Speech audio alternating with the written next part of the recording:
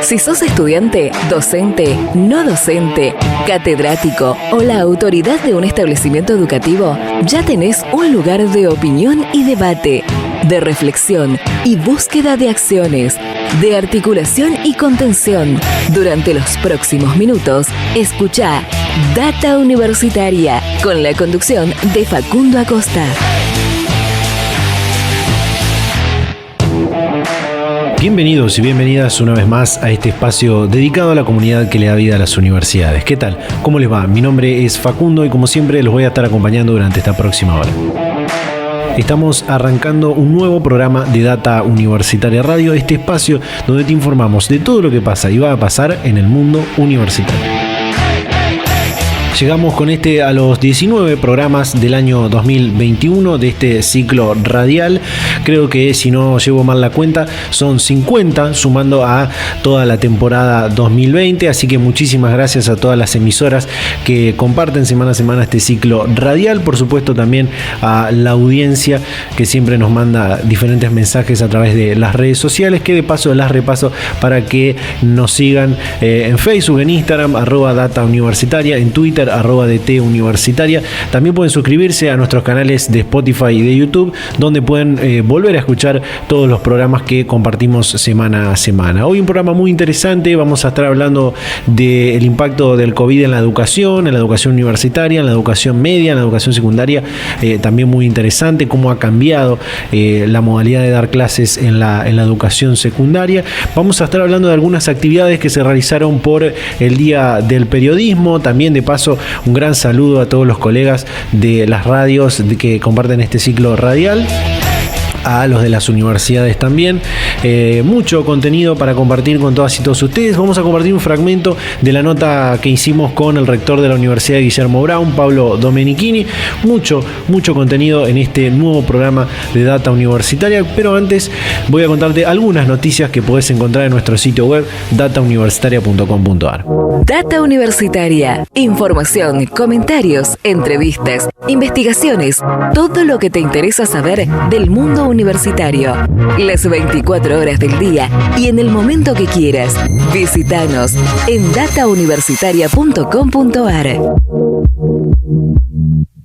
Paso a contarte algunas noticias que podés encontrar en nuestro sitio web datauniversitaria.com.ar. Por ejemplo, Ranking Internacional eligió al CONICET como la mejor institución gubernamental de ciencia en Latinoamérica. Simago Institution Ranking es un ranking de instituciones de educación superior y centros de investigación que se realiza desde 2009, enteramente centrado en la investigación, utilizando como fuente la base de datos científica Scopus. Según este ranking, el CONICET se ubicó una vez más primero en la edición 2021 dentro de los organismos de gobierno de Latinoamérica dedicado a la investigación. La Universidad Nacional del Litoral presentó una plataforma virtual sobre protocolos de violencia.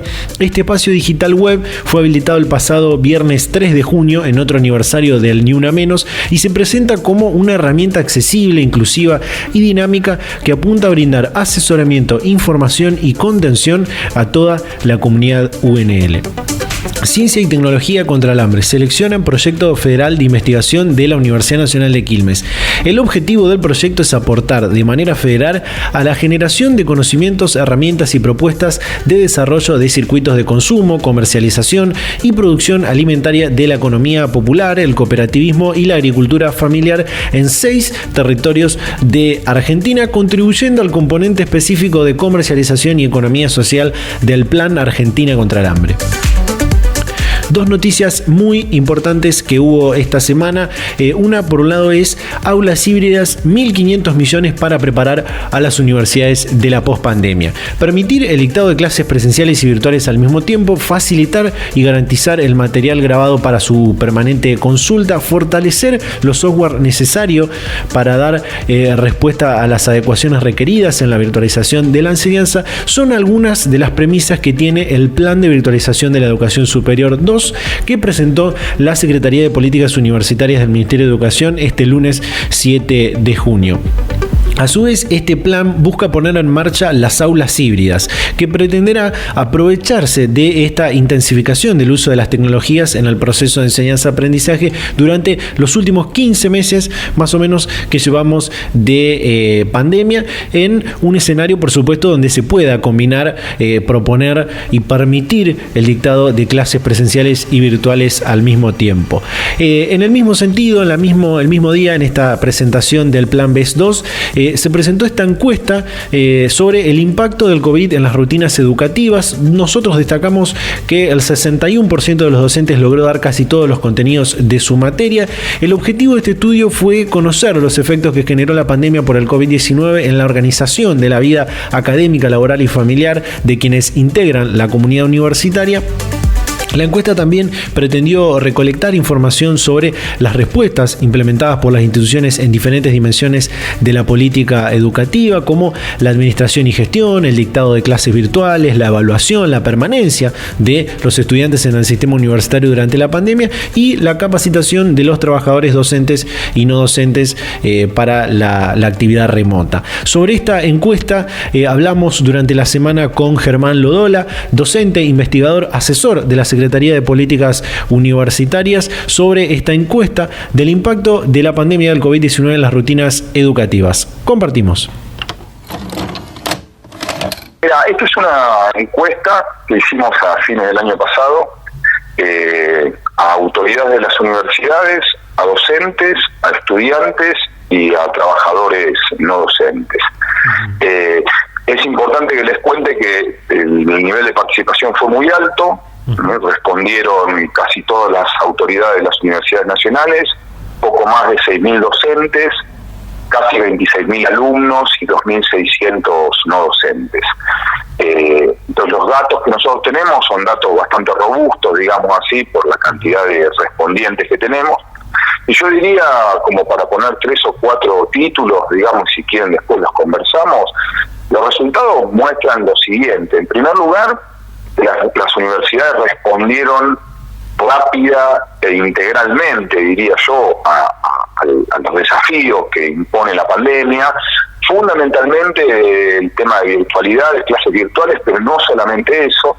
Las universidades también tuvieron que dar cuenta de otra serie de cosas, como trasladar de vuelta a los chicos a sus lugares de orígenes, vincularse con el sistema de salud a través de proveer instalaciones, insumos, pero en lo que respecta puntualmente a las clases virtuales, lo que observamos en las preguntas que hicimos, que hay primero hay un alto nivel de satisfacción de parte de los docentes y de parte de los alumnos. Casi el 65% de los docentes dice que está muy satisfecho con las respuestas que dio la universidad, y algo así como el 70% de los alumnos dice que está muy satisfecho o algo satisfecho. Y puntualmente, digamos, con los contenidos y las clases, lo que demuestran las universidades es que alrededor del 80% de los cursos que podían migrar a la modalidad virtual, hay cosas que no se pueden migrar a la modalidad virtual, que son cursos necesariamente presenciales. El 68% dice que migraron entre un 80 y un 100%, ¿no? Y esto también se ve ratificado por los docentes, porque nosotros le preguntamos esa pregunta a las autoridades, pero para confirmar que es así, también se la preguntamos a los docentes, y el 90% de los docentes nos dice que dio su materia, y el 82% de los alumnos nos dicen que todas las materias que cursaron las dieron, ¿no? Todas las materias que cursaron pudieron cursarlas de manera virtual. Entonces, en ese sentido, me parece un primer punto resaltar, y resaltarlo completaría diciendo que las condiciones en que las universidades hicieron esta transformación, digamos así, no eran necesariamente las ideales, ¿no? Claro. O sea, en algunos casos por problemas de instalaciones, por problemas técnicos vinculados con la informatización y demás, pero también vinculado con que no había una gimnasia ni una experiencia ni en el trabajo remoto ni en el dictado de cursos virtuales, ¿no? Entonces, observar que el grueso de las universidades se adaptó a esta modalidad en menos de un mes, por ejemplo, marca que además que la respuesta fue buena, fue rápida, ¿no? Sí. En este desglose, Germán, con respecto a los docentes, arrojaron datos muy interesantes sobre las diferentes formas de evaluar a los estudiantes el año pasado, por ejemplo, donde más del 90% de los alumnos y alumnas encuestados dijo haber sido evaluado durante el 2020 y una gran cantidad en todas las materias que cursaron. Este es un dato muy importante, ¿no? Es un dato importante porque había como cierta preocupación en las universidades y en los docentes y en los mismos alumnos y alumnas respecto de la cursada y evaluación de sus materias, ¿no? Entonces, las autoridades nos dicen casi el 80% que pudieron tomar exámenes en las materias. El 96% de los docentes nos dicen que tomaron efectivamente exámenes en las materias, y como decías vos, el casi 64% de los estudiantes nos dijeron que lo hicieron, y un 30% adicional que lo hicieron en algunas materias.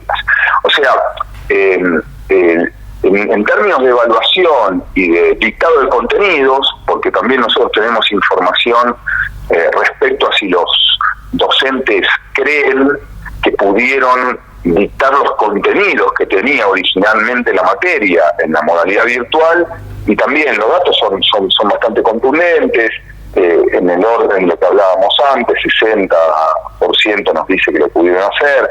En fin, los estudiantes también ratifican esa información. O sea, hubo evaluación de contenidos, agregaría, que eran los que originariamente estaban pesados transitar en las materias en la modalidad presencial, ¿no?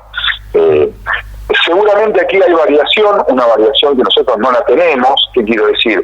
No es lo mismo seguramente el primer año que el quinto año en la universidad, los ingresantes que los que están egresando en términos de evaluación. Esa es una información que confieso no tenemos desagregada, pero en promedio pensamos, digamos, que estamos en esos valores independientemente sean ingresantes o egresantes.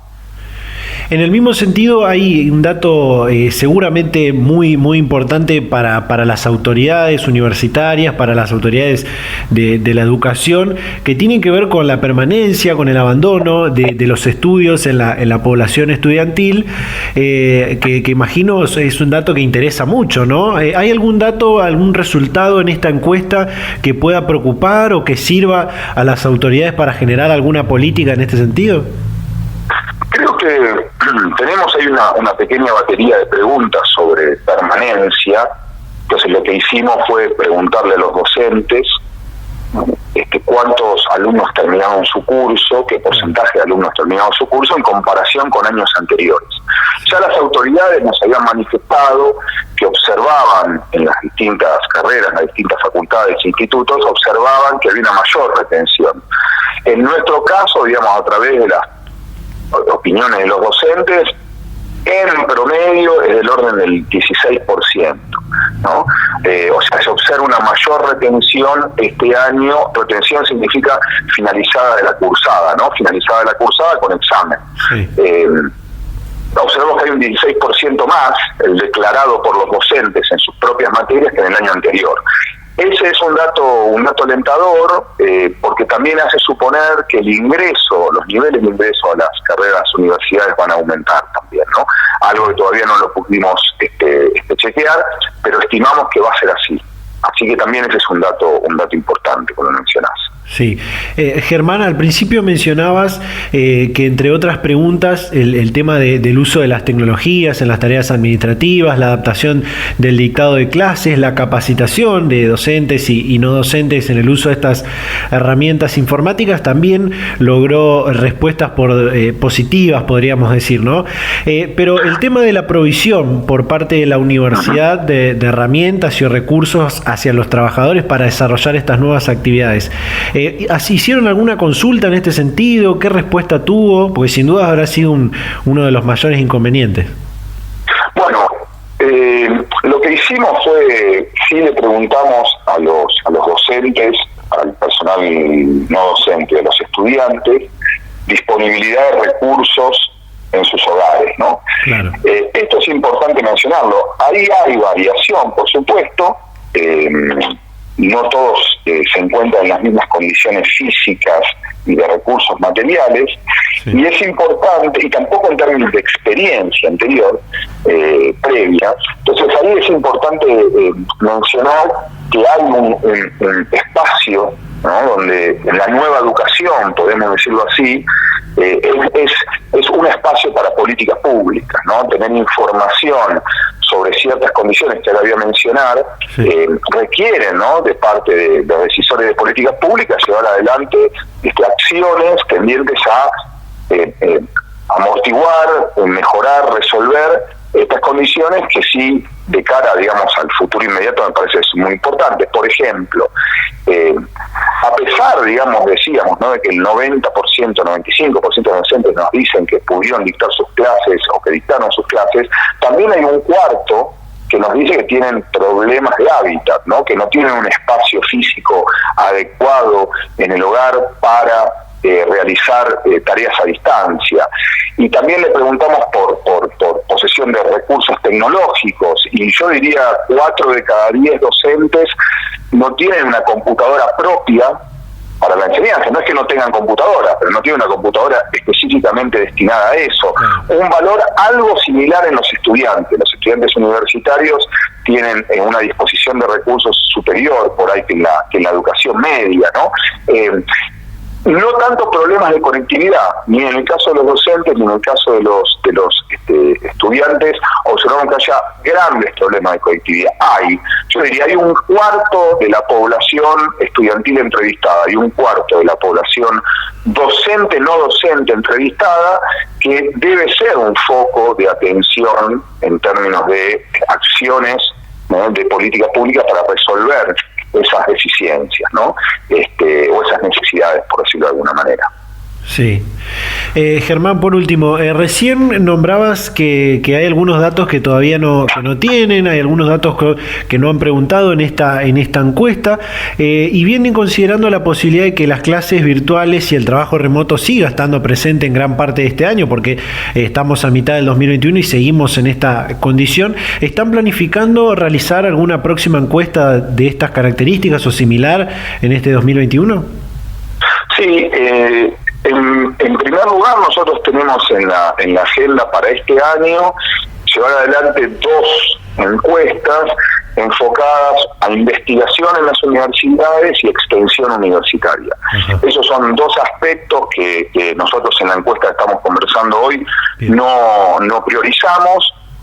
Y como tenemos, digamos, la idea de llevar adelante un plan de extensión con las universidades y la Secretaría de Políticas Universitarias, queremos tener datos frescos, ¿no?, sobre esos 2 aspectos. Entonces, eso en primer lugar. Y después ya más, diría, a mediano plazo, está la idea de volver a hacer este estudio, porque el estudio se realizó entre septiembre y octubre del 2020, y la idea es hacer lo mismo con un año de distancia, ¿no? Claro. Que ver un año después, para poder hacer comparaciones en el tiempo y ver si las respuestas de las universidades, las necesidades y los logros de las universidades son los mismos, otros, en fin, la idea de hacer una segunda encuesta para comparar. Data Universitaria, información, comentarios, entrevistas, investigaciones, todo lo que te interesa saber del mundo universitario. Las 24 horas del día y en el momento que quieras. Visítanos en datauniversitaria.com.ar. Bien, ahí está esta entrevista que hicimos durante esta semana con Germán Lodola, investigador, asesor de la Secretaría de Políticas Universitarias, sobre esta encuesta del impacto del COVID-19 en las rutinas educativas de la comunidad universitaria. Muchos datos muy interesantes, sobre todo en lo que tiene que ver con la cantidad de evaluaciones, la cantidad de contenidos dictados durante el 2020, la deserción, también la tasa de abandono o permanencia, también datos muy interesantes que les pueden servir a las autoridades universitarias para generar políticas en ese sentido. Nos queda mucho por compartir todavía en este programa, así que vamos a ir a un pequeño corte y ya continuamos con más Data Universitaria Radio. Continuamos en Data Universitaria Radio en este programa número 19 del año 2021. Como te contaba al principio, íbamos a estar hablando de también el impacto de la pandemia del COVID-19 en la educación secundaria. Para esto, esta semana hablamos con Nicolás Belchinger, sociólogo y doctor en Ciencias Sociales de la Facultad de de la Facultad de Humanidades de la Universidad Nacional de La Plata, sobre este tema. Así que vamos a ir rápidamente a compartir esta entrevista sobre el impacto de la pandemia en la escuela secundaria y en el aprendizaje de los adolescentes. Sí, desde que comenzó la pandemia, la situación de todo el sistema educativo, como de la sociedad en su conjunto, se ha visto muy fuertemente trastocada, a un punto de que hace unos años hubiese sido inimaginable. Sí. Y en particular, como decía, el sistema educativo ha sido fuertemente interpelado por la situación de la pandemia. Uh-huh. Quizás como nunca antes en la historia reciente, en los últimos años, la interpelación a la forma escolar, la interpelación a la idea de cómo llevar adelante la relación docentes-estudiantes, los procesos de enseñanza y aprendizaje, se ha visto fuertemente interpelada por un montón de debates que surgen a partir de la pandemia y la necesidad de repensar los modelos de educación, que algunos llaman educación a distancia, otros educación virtual, mediadas por tecnologías. Ahí surgen una serie de debates muy interesantes que todavía al día de hoy siguen abiertos, y que en particular son la experiencia de cómo afecta a estudiantes y docentes. También suma muchas complejidades, porque la necesidad de tener que llevar las clases, el vínculo pedagógico, la experiencia educativa mediada por tecnologías, a partir de las medidas de cuidado que se tuvieron que tomar, no solo acá en la Argentina, sino en los distintos países, para enfrentar la pandemia. Ese desafío suma complejidades a la experiencia, y también suma algo que ya estaba presente desde antes, por supuesto, pero que la pandemia pone a punto de la evidencia, que es la fragmentación y la desigualdad en los sistemas educativos. Uh-huh. Y en particular en el nuestro. Claro. Entonces creo que dentro de los muchos debates que se abren con la pandemia, dentro de las complejidades que se suman, habría que señalar principalmente la fragmentación y la desigualdad como dos de ellos. Sí, sí. Hace algunas semanas atrás, revista Anfibia, la revista de la Universidad de San Martín, publicó una nota que escribiste junto a otro especialista, que me gustaría traer esa pregunta que lleva de título, ¿no? ¿Son las clases virtuales? Decía el título de esa nota. A su vez, de hacerte esta pregunta, preguntarte también ¿por qué aparece este cuestionamiento? Bueno, ahí el planteo que hacíamos con Julieta Montero, en forma de pregunta, como vos recién traías el título, tenía la intención de poder invitar también al lector a pensar en cómo la situación abierta por la pandemia y la necesidad de incluir las tecnologías y la necesidad de incluir para sostener el vínculo pedagógico que se han dado los colectivos docentes, los estudiantes, de la cultura digital, también es una posibilidad para interpelar a la cultura digital de parte de la educación, pensarla desde la escuela, desde la universidad, desde los distintos ámbitos, y no solo viendo, centrando la mirada en la innovación tecnológica, centrando la mirada en las nuevas plataformas que podemos usar, centrando la mirada ahí, sino quizás poniendo una mirada más reflexiva, más problematizadora de qué formas de relacionarnos con el conocimiento, de qué formas de relacionarnos con los saberes, de qué formas de relacionarnos con los otros, en la sociabilidad, nos propone la cultura digital, las plataformas, las grandes plataformas de Internet, como podríamos pensar incluso todo lo que Google está trayendo como herramientas. Puede ser el Google Classroom, también puede ser Zoom, también pueden ser otras plataformas que nos invitan a buscar y a bucear en la cultura digital, como YouTube, como Wikipedia, etcétera.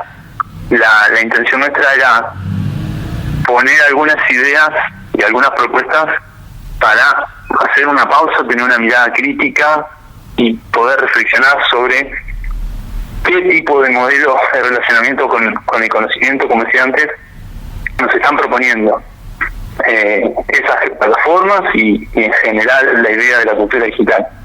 Sí. Esto tiene que ver por allí con el concepto que está en esa nota que habla de las pedagogías pandémicas, ¿no? ¿O de qué se trata este concepto? Sí, la idea era tratar de mostrar cómo mucho de lo que se empezó a hacer ante la emergencia por la pandemia y la situación que decíamos antes, la necesidad de sostener el vínculo pedagógico en la distancia, cómo mucho de lo que los colectivos docentes hicieron, lo que los estudiantes hicieron, lo que las familias hicieron, tiene ya en principio muchas puntas para pensar cómo problematizar la cultura digital, y en ese sentido tiene una mirada a veces más implícita, a veces más explícita, y que nosotros nos proponemos retomar, reelaborar y pensar. Tiene ya una teoría, una pedagogía, una visión sobre cómo hacer las cosas. En ese punto también nos gustaba, la intención era tratar de historizar cómo la cuestión de la digitalización no es algo que aparece con la pandemia. La cultura digital como un tema educativo y la relación entre la educación y la cultura digital es algo que por lo menos se viene discutiendo hace 20 años. Sí. Y si lo miramos en términos de políticas educativas, con el lanzamiento de Conectar Igualdad en el 2010, ya en el nivel secundario y en general, la relación, el desafío de qué hacer con el huracán de la digitalización y del proceso de digitalización de la vida cotidiana nuestra, de todas las esferas del mundo del trabajo, de la discusión pública, con las redes sociales, la emergencia de distintos ámbitos y formas ligadas a la digitalización, ya era una pregunta. Entonces, esta idea de pedagogías pandémicas tiene la intención de poder alumbrar esas prácticas y tratar de mostrar que ahí ya hay un conocimiento acumulado en distintos grados de elaboración y sobre los cuales docentes, estudiantes y familias vienen trabajando ya hace tiempo. Sí.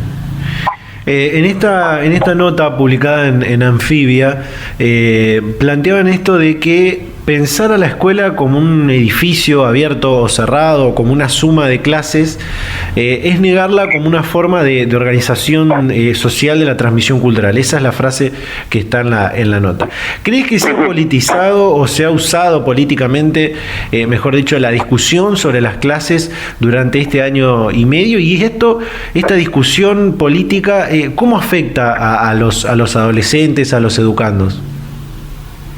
Sí, claramente este año en particular creo que se ha tomado la discusión sobre la presencialidad en las escuelas como uno de los ejes de la campaña electoral, lamentablemente, por parte de algunos sectores y por parte de algunos comunicadores en algunos medios. Junto con la vacunación pareciera que fueron como los dos, educación, presencialidad y el plan de vacunación, los dos ejes que se están discutiendo de una manera bastante, lo que nosotros vemos y nos preocupa es que de una manera bastante reduccionista, principalmente porque si uno mapea cuáles son los actores que están conformando ese debate, podemos ver juristas, médicos, periodistas, expertos en tecnología. Podemos ver un conjunto de actores, pero no vemos docentes y estudiantes. Claro. La voz de los docentes y los estudiantes en ese debate está ausente. Claro. Los medios no incluyen, no ponen en un primer lugar esa mirada, esa experiencia. Y eso creo que afecta fuertemente sobre todo la labor docente, porque en los últimos años se ha sufrido una campaña de deslegitimación a la profesión docente, a la docencia como profesión, desde funcionarios públicos, ¿no? Basta recordar varias de las frases que se han vuelto un poco célebres en los últimos años, lamentablemente, como caer a la escuela pública y demás, que van erosionando poco a poco esa legitimidad de la docencia como una profesión, y meter ahora la discusión sobre reducir a la presencialidad todo el tema educativo y excluir del debate la voz de los docentes, bueno, es un reduccionismo cada vez más extremo, que creo que le hace muy mal a la posibilidad de pensar. Lo que necesitamos es nuevas políticas educativas que combatan la desigualdad que está generando la pandemia. Uh-huh. Dentro de estas desigualdades y trayendo eso que hablabas del programa Conectar Igualdad, está claro que el tema de la conectividad o el acceso a dispositivos, a herramientas tecnológicas, pasó a formar parte en este contexto en el que estamos de la discusión de hasta dónde está garantizado el derecho a la educación, ¿no? Primero, sería importante y necesario garantizar estos dos aspectos fundamentales hoy para poder pensar y avanzar en esto que se propone en la pospandemia, podríamos decir, de una bimodalidad en la educación, ¿no? ¿Cómo lo ves? Sí, ahí, como te decía desde un comienzo, creo que los dos grandes procesos que hay que pensar y que hay que discutir son, por un lado, el de la digitalización y, por otro lado, el de la acentuación, profundización de las desigualdades, la fragmentación del sistema educativo, que ya hace varios años, lamentablemente, las políticas neoliberales que se vinieron aplicando desde el financiamiento del sistema educativo llevaron a que hoy tengamos algo que creo que no podemos naturalizar, que es un sistema escolar que casi no es un sistema, no está integrado, está fragmentado en distintos circuitos de escolarización. Hay escuelas para pobres, escuelas para clases medias bajas, escuelas para clases medias, escuelas de élite, y esa fragmentación, esa ruptura del sistema, creo que es algo que no hay que naturalizar y que la pandemia viene a agravar. Uh-huh. El diagnóstico que hay que hacer sobre la situación para poder pensar en algo así como, no sé si una pospandemia, porque pareciera que la pandemia cada vez se asienta más como un nuevo régimen histórico, una nueva situación que se alarga y que va a afectar nuestra vida mucho más de lo que pueda parecernos en este momento, como también al principio. Uh-huh. Pero sí para pensar las reformas necesarias que hay que hacer ante esta nueva situación. Entonces yo creo que ahí lo que vos señalás de una modalidad híbrida, de pensar cómo combinar presencialidad, cómo pensar la presencialidad de una manera mucho más compleja, donde también esté presente la cuestión de la situación de crisis y fragmentación y desigualdad que tiene el sistema educativo. Uh-huh. Es importante ver ahí cómo la discusión de la presencialidad no tiene que centrarse en la idea de perder o no perder saberes o perder o no perder aprendizajes por 1 o 2 días que alguien asiste o no asiste a la escuela, porque la mirada sobre que está detrás de esa idea es que solo se aprende dentro de las aulas de manera presencial y casi a una reducción también cuantitativa de los días, y perdemos 3 días, perdemos tantos conocimientos. Eso necesita ser repensado, necesita ser complejizado en este contexto. Y hay mucho de discusión de la pedagogía pandémica que podría enriquecer ese debate, y por lo tanto también al enriquecer ese debate pensar mejores políticas que combinen la bimodalidad, como vos estabas diciendo, serían centrales. Data Universitaria. Información, comentarios, entrevistas, investigaciones, todo lo que te interesa saber del mundo universitario. Las 24 horas del día y en el momento que quieras. Visítanos en datauniversitaria.com.ar. Bien, ahí estaba Nicolás Belchinger, sociólogo, doctor en Ciencias Sociales de la Facultad de Humanidades de la Universidad de La Plata. Pasamos rápidamente a otro tema. Esta semana fue el Día del Periodismo. Las redes interuniversitarias de la Comisión de Comunicación y Medios del CIN realizó un conversatorio que tenía como premisa, como título, Hay otra comunicación. Hablamos con la coordinadora de la Red Interuniversitaria de Áreas de Prensa, Malvina Rodríguez, secretaria también de Comunicación de la Universidad de Villa María, sobre este conversatorio, y arrancamos preguntándole sobre este concepto de hay otra comunicación. Así que compartimos. Bueno, este es el concepto que nos planteamos instalar como fundamento para la reflexión sobre el periodismo que hacemos desde las universidades, pero sobre todo del que queremos hacer. Claro. Hay otra comunicación, tiene que ver con que quizás para la opinión pública hay una comunicación que es la de los medios de comunicación masivos, sobre todo los grandes medios que tienen su sede en Buenos Aires y que se plantean como nacionales, porque bueno, les permiten tecnológicamente tener el alcance nacional, pero que pocas veces se plantean contenidos federales, o sea, pocas veces producen pensando en todos los rincones del país, en las características de los territorios, en la inclusión de las diversidades y demás. Sí.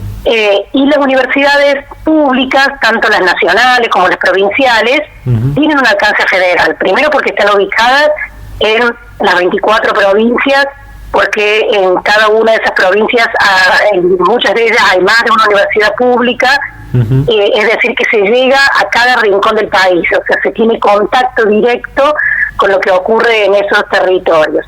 Y porque además, a diferencia de esta era de la posverdad y de la fake news, de la información que circula en las redes sociales, pero que muchas veces se origina en los medios de comunicación masivos, que tienen importante audiencia, gran alcance, que luego, digamos, una vez corroborada esa información, muchas veces no se le otorga el mismo lugar. La información que producimos en las universidades está basada en datos científicos. Lo que se produce y se difunde desde los medios universitarios, desde las radios, los canales, las revistas, e incluso lo que se hace público a partir de las páginas web, de las redes sociales, de otras plataformas digitales, está basado en investigaciones, en proyectos de vinculación, de transferencia tecnológica, en lo que se produce a nivel del grado, del posgrado, en las universidades. Es decir, que encontramos que podemos hablar de otro tipo de comunicación, que es la comunicación pública, y dentro de ella la comunicación universitaria. Y eso es un poco lo que estamos planteando, mostrar que desde las universidades públicas ubicadas en todo el territorio nacional hacemos una comunicación federal, fundamentada, inclusiva, que le da derecho a la palabra a distintas voces provenientes de distintos contextos locales y regionales, y que es una comunicación diferente a la que a lo mejor se difunde como el periodismo o la comunicación. Alguno de los expositores habló de la formación de los comunicadores en las universidades. En ese sentido, ¿qué rol cumple la institución en educar a los profesionales de la comunicación con esta masificación de los medios? Data universitaria, también a información, comentarios, entrevistas, del acceso a la información, todo lo que te interesa saber del mundo universitario, en cualquier las lado, 24 horas de las del redes día sociales. y en el momento que quieras. ¿Cómo es Visitanos en datauniversitaria.com. Bueno, el sistema de comunicación universitario, bueno, que bueno, decía al inicio, está compuesto por los medios universitarios y las áreas de prensa y comunicación institucional, se vinculan directamente con la formación. Sí. Lo hacen en la etapa de formación porque, bueno, a veces hay un ida y vuelta directo porque quienes integran los medios universitarios o las áreas de prensa y comunicación son también docentes en las carreras de comunicación, claro. Otras veces de manera más institucionalizada o reglada a partir de las prácticas. Casi todas las carreras de periodismo y de comunicación tienen espacios de práctica, de pasantía, de práctica profesional que se desarrolla en parte en los medios universitarios, de modo de laboratorio de prácticas, de observación y de participación de lo que ocurre en la radio universitaria, en el canal universitario, o contribuyendo con contenidos desde las áreas de prensa y comunicación. Pero también representan una alternativa posible de trabajo.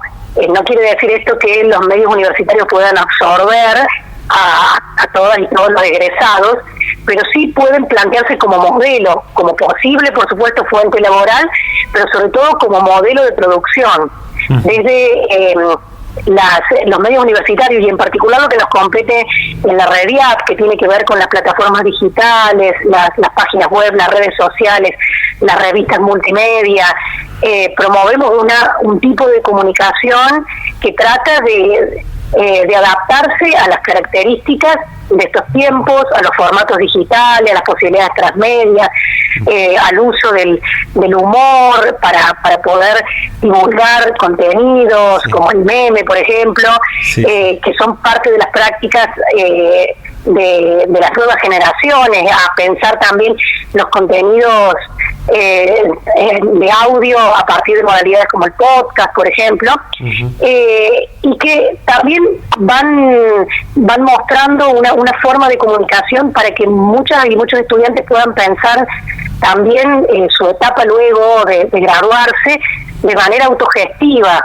pensar que es posible, bueno, como lo hacen ustedes, creo que es un ejemplo de ello, pensar que es posible producir contenidos de calidad a través de plataformas digitales, de plataformas multimedia, de trabajar con formas diferentes, formatos diferentes, canales diferentes, y que se puede hacer de una manera autogestiva. Eso es también pensar otra comunicación que es diferente a la que a lo mejor pueden haber tenido algunas escuelas de comunicación en otro momento, donde se planteó en el conversatorio, en alguna medida el ideal del periodista y de la periodista era el periodismo estrella, es decir, bueno, voy a estar conduciendo, voy a estar en el plató de un canal, claro, y en un programa de mucha audiencia, en el prime time, etcétera. Bueno, se han transformado las formas de consumo, se han transformado los horarios de consumo. Hoy la comunicación no es tan lineal como era 20 años atrás, y las nuevas formas de producción y de consumo hacen que también tenga que pensarse diferente la profesión. Y creo que en ese ida y vuelta, en ese intercambio entre los medios universitarios, las áreas de comunicación universitarias y las carreras, me parece que está la clave, como no negar que existe un sector privado posible, porque también la autogestión en definitiva es privada, o sea, tienes que salir a competir en un mercado donde, bueno, vas a tener que tratar de vender tu producto y de alguna manera autosustentarte, pero sí pensar que eso puede hacerse también con otras modalidades que no tiene que ver con la lógica de los medios comerciales. Sin negar la existencia, revalorizar esto que planteaba la Ley de Servicios de Comunicación Audiovisual. Cuando hablamos de medios de comunicación, cuando hablamos de comunicación, no hablamos solo de los grandes medios, el sector privado, no, hablamos de una situación tripartita. Hay medios privados, hay medios públicos y hay medios de otros sectores, ¿no? De cooperativas, de universidades, que representan a comunidades como pueblos originarios. Es decir, hay medios que tienen otro tipo de gestión.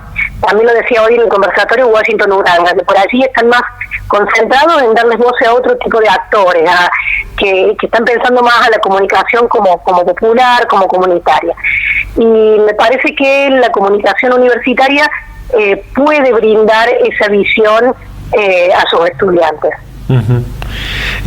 Mencionabas antes el tema de la fake news, y realmente las universidades en este contexto de emergencia, de pandemia, han ocupado un rol importantísimo en poder brindar información avalada, información certificada, muchas veces producida por la propia universidad hacia la sociedad en temas respectivos al COVID, ¿no? Exactamente. Las universidades, bueno, han sido una de las fuentes principales de las que se han servido muchos de los actores, digamos, que están en la gestión gubernamental, ¿no? Sobre todo en el Ministerio de Salud. Yo lo comentaba ahí en el conversatorio, estas 3 redes que estábamos hoy presentando experiencias, participamos en una convocatoria que nos hizo el Ministerio de Salud junto a las carreras también de comunicación, abriendo el juego hacia la producción de contenidos para prevenir el coronavirus, pero pensándolo de acuerdo a las características de los distintos territorios, de las distintas tonadas, claro, pensando en los públicos, sobre todo jóvenes, y esto tuvo muy buen resultado. Se se hizo una producción de centenares de contenidos provenientes de las carreras de comunicación o de las áreas de comunicación y prensa de los medios universitarios que se siguen difundiendo en la televisión pública, en un programa del canal del Ministerio, que pasaron a formar parte de un banco también de contenidos, sobre la base de información básica que proveía el Ministerio y que luego completamos en las universidades de acuerdo a las características territoriales. A su vez, las universidades desarrollaron distintas estrategias de adaptación, ¿no?, a la excepcionalidad pedagógica desde el punto de vista académico, pero a la vez también se activaron convocatorias y proyectos y programas de investigación relativos al COVID, desde el desarrollo de una vacuna, que sería, bueno, como por allí lo que tiene más prensa, pero además de eso, infinidades de desarrollos que tenían que ver con alternativas de respiradores artificiales, investigaciones relativas al uso del suelo equino, y también investigaciones que venían realmente a combatir a las fake news, ¿no?, a estas cuestiones que por allí se difundieron de manera tan irresponsable en medios de comunicación masivos, como el consumo de cloro, lavandina y ese tipo de cuestiones que fueron circulando y que muchas universidades se encargaron con datos científicos de contrarrestar. Es decir, de manera proactiva, activando, digamos, los proyectos de investigación existentes o nuevos proyectos desde las ciencias naturales, desde las ciencias sociales, desde las ciencias humanas, las ciencias aplicadas, hacia distintos aspectos relativos a la pandemia, como también de manera reactiva a lo que por allí circulaba erróneamente en medios de comunicación y en redes sociales. Hoy se dijo también una de las disertantes del Cuello de San Luis, que habló del periodismo que se hace en las universidades, que es un periodismo fundamentado. No podemos sacar información al aire donde no se ha hecho el correcto chequeo de fuentes. Eso que es una función básica del periodismo, que muchos de los medios alternativos, autogestivos también lo cumplen. Lamentablemente por allí los grandes medios que ya tienen sus audiencias ya garantizadas no lo cumplen por esta necesidad de la primicia o muchas veces también por otros intereses. Cerramos ahora sí este bloque, nos queda todavía el cierre de este programa, nos queda compartir algo más, así que vamos a ir a un pequeño corte y ya continuamos con más Data Universitaria Radio.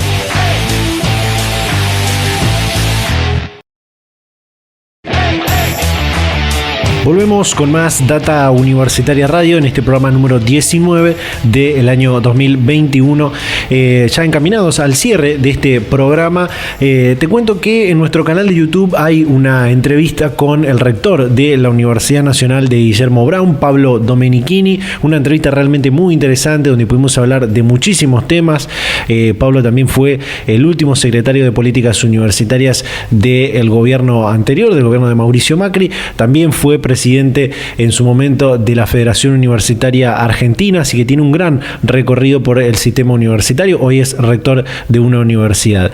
Vamos a compartir este fragmento donde hablamos principalmente del debate por modificar o crear una nueva ley de educación superior y qué opina sobre la apertura de este debate. Así que compartimos. Creo que siempre es interesante la discusión sobre la modificación a la ley de educación superior en cuanto pueda haber aportes que la mejoren y que generen mayores herramientas o normativas para el desarrollo de nuestro sistema universitario.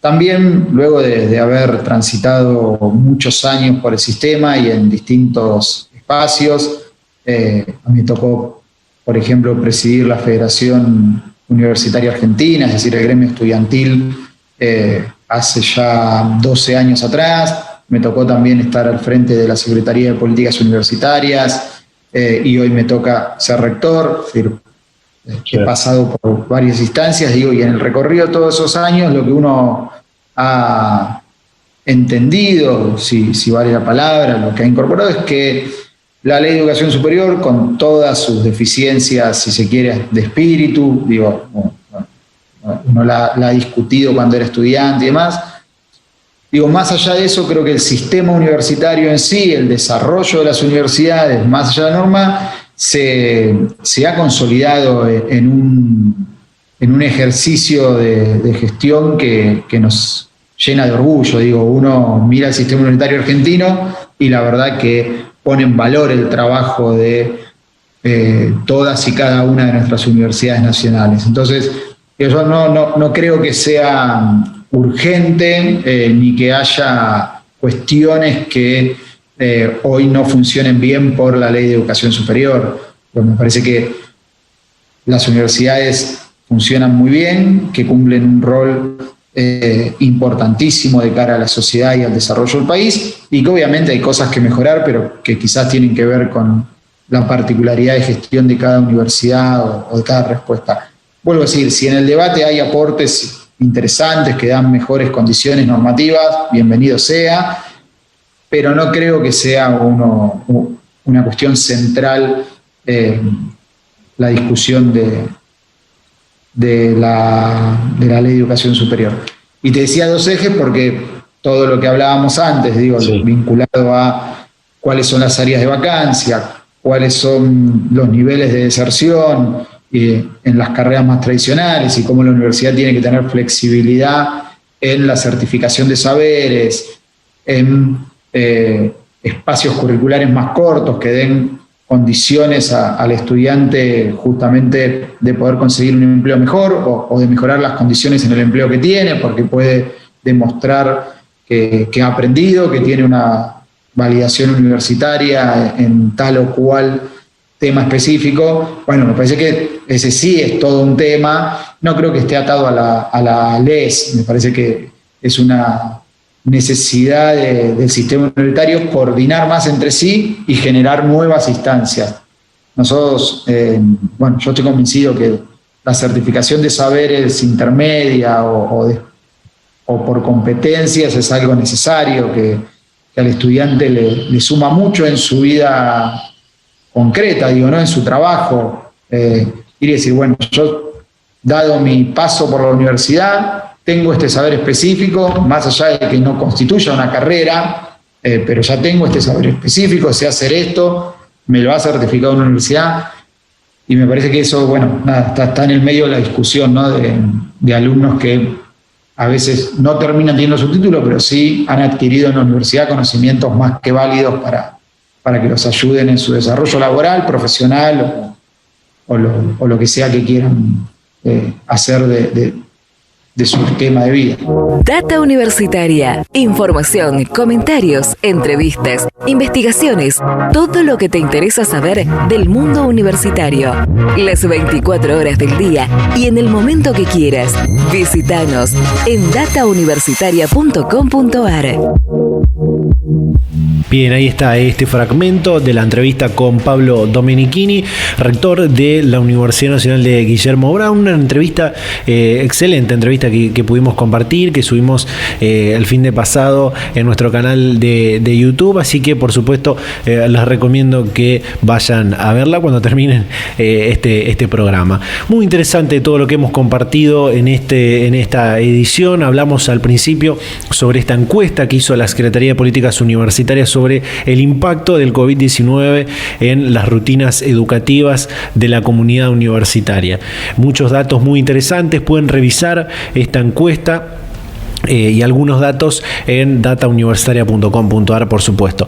También lo que hablábamos con Nicolás Belchinger, doctor en Ciencias Sociales, sociólogo de la Facultad de Humanidades de la Universidad de La Plata, sobre cómo ha cambiado estas pedagogías pandémicas que él nombraba en la educación secundaria. También la discusión de torno político sobre la presencialidad y las clases virtuales. Bueno, todo esto que pudimos hablar con él. Y también lo que hablábamos con Malvina Rodríguez de este concepto de hay otra comunicación en el marco de el Día del Periodista. Todas estas entrevistas que pudimos hacer durante esta semana y que traemos a este programa para compartirlas con todos y todas ustedes. Y por supuesto este fragmento de la entrevista con el rector de la UNAV, Pablo Domenichini, que pueden ver en nuestro canal de YouTube. Así que bueno, espero que que les haya gustado este programa. Recordarles que nos pueden seguir en nuestras redes sociales, en Facebook, en Instagram, @datauniversitaria, en Twitter, @DTuniversitaria. Suscribirse a nuestros canales de Spotify y de YouTube. Muchísimas gracias a todas las radios y a todas las emisoras que nos permiten llegar a toda la comunidad universitaria de la República Argentina con este ciclo radial semana a semana. A la audiencia, a todas y a todos ustedes que están ahí del otro lado, como siempre, nos vamos a reencontrar a esta misma hora y en este mismo dial la próxima semana. Chau, chau.